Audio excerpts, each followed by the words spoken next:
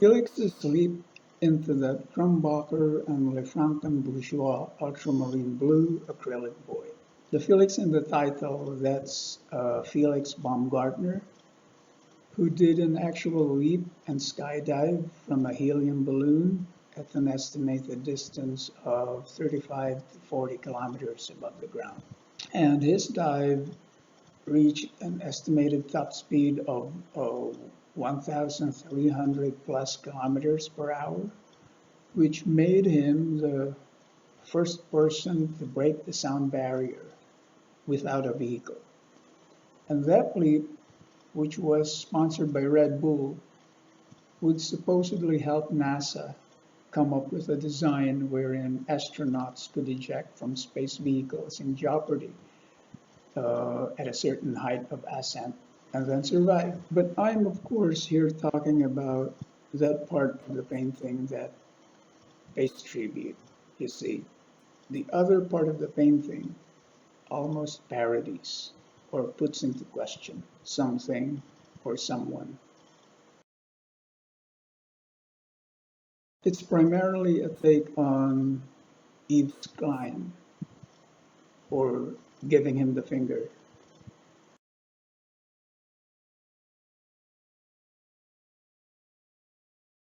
Yes, but particularly Klein's supposedly spiritual explorations with the ultramarine blue pigment's emotional impact. Supposedly to him, the color nearest to the beyond, kind of like Giotto with the lapis lazuli blue of his time. But then Klein was not satisfied with the ultramarine blue of his time and asked a paint supplier to look for a mix that would be more to his liking. Thus was born what is now known as International Klein Blue.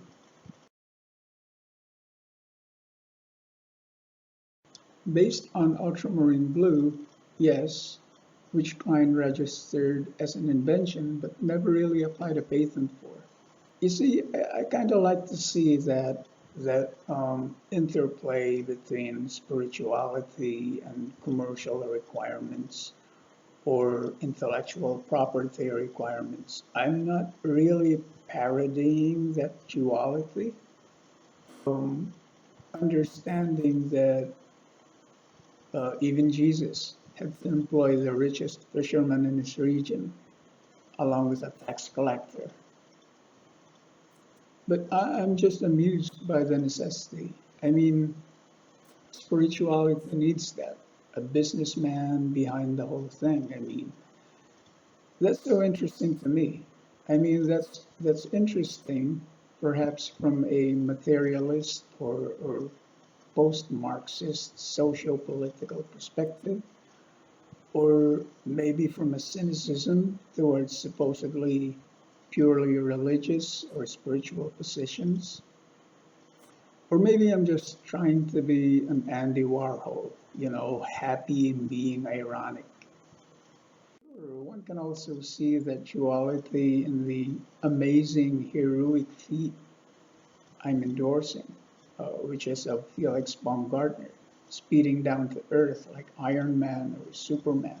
Because even in this heroism of his, you can still see a Red Bull logo attached to his leg. However, I should clarify that I'm inclined to believe in the spirituality behind actions and urges, over and above the spirituality that's supposedly in people who merely claim that spirituality without us seeing any action.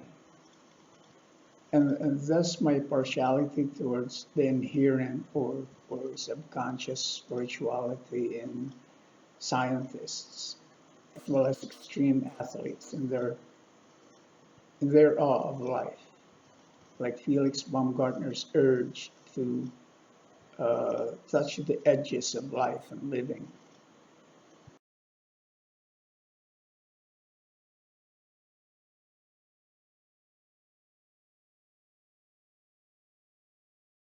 Felix's leap, the motivations behind that makes the painting directly allude to Klein.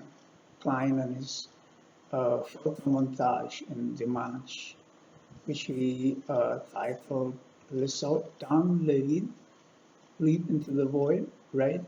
It's like this. I'm glad you asked me that because Klein leapt into his void there with some of his friends catching him.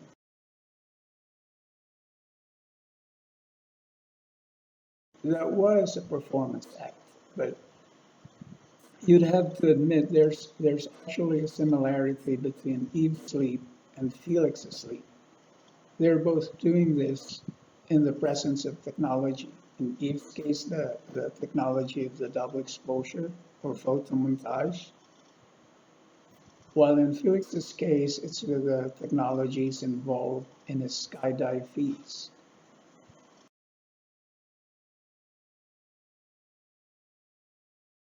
Am I really mocking Klein's sleep here, given that similarity?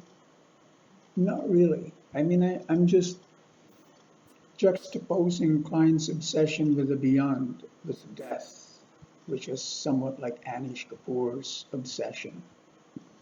I'm juxtaposing Klein's obsession with the beyond with Felix's attraction to the act of surviving death at the edges of life. And if real, I think Klein's obsession would be more a product of a curiosity towards the beyond and a dissatisfaction with life. Anybody can correct me if I'm wrong. But Felix is more like Janis Joplin's near overdose explorations of the edges of life, as well as utter confidence and safety measures, as well as from an urge to triumph, of course.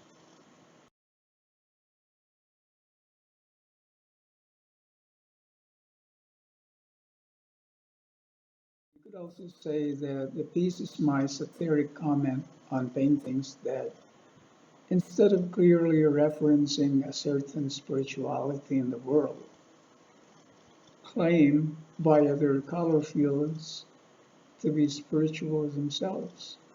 I guess you could say that this is my tongue-in-cheek take on minimalism's motives with the with a maximally minimized